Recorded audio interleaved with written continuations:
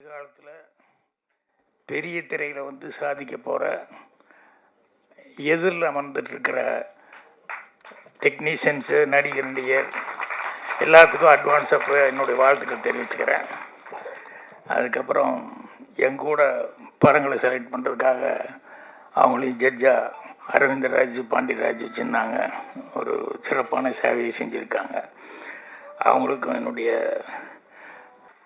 இது அதிர்ஷ்டசாலிகள்னு சொன்னோம்னா ஆதவனால் இந்த இதில் போட்டி எடுத்துட்டாங்க. போட்டி போட்டாங்களே, இத்தனை ஷார்ட் ஃபிலிம் பண்ணி இவங்க தான் பெரிய அதிர்ஷ்டசாலிகள். ஏன்னா படாத பாடுபட்டு லோ நுழைஞ்சி ரோடாக சுற்றி சான்ஸுக்காக சுற்றின காலங்கள். ஆனால் இங்கே வந்து படம் ஓப்பனிங்லேயே வந்து உங்களுக்கு படம் ரிலீஸ் அப்போ இங்கே ஷார்ட் ஃபிலிம் அந்த கண்டெஸ்ட் இதுலேயே உடனே ஒரு ப்ரொடியூசர் வந்து கிடச்சி ஃபஸ்ட்டு படம் நான் வந்து ஃபஸ்ட்டு ப்ரைஸ் வாங்குறவங்களுக்கு நான் ப்ரைஸ் கொடுக்குறேன்னு சொல்லி சுகுமார் பாலகிருஷ்ணன் அவர்கள், அவருக்கும் நன்றி தெரிவிச்சுக்கிறேன். எனக்கு நம்பவே முடியல. அந்த காஞ்ச நாள் நடித்தது குழந்தை நடிச்சுக்கிட்டு இருந்தால் அது பார்த்தா பொண்ணு. இப்போ பார்க்கும்போது என்னடா படம் எடுத்து இவ்வளோ கேப் ஆகி போச்சா அப்படின்னு சொல்லிட்டு எனக்கு ஒரே ஷாக்கு.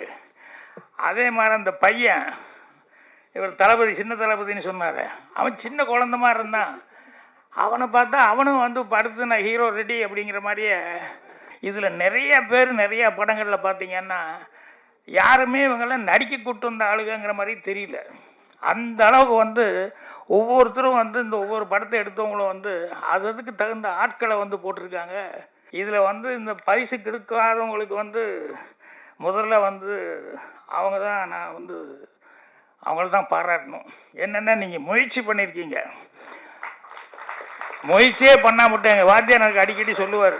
சின்ன வயசில் வாத்தியார் படிக்கும்போது, பாக்யராஜ் எந்த ஒரு விஷயம் செஞ்சாலும் கண்டிப்பாக வந்து அதில் வந்து ஒரு ஃபெயிலியர் வர்றதுக்கான சான்ஸ் இருக்குது.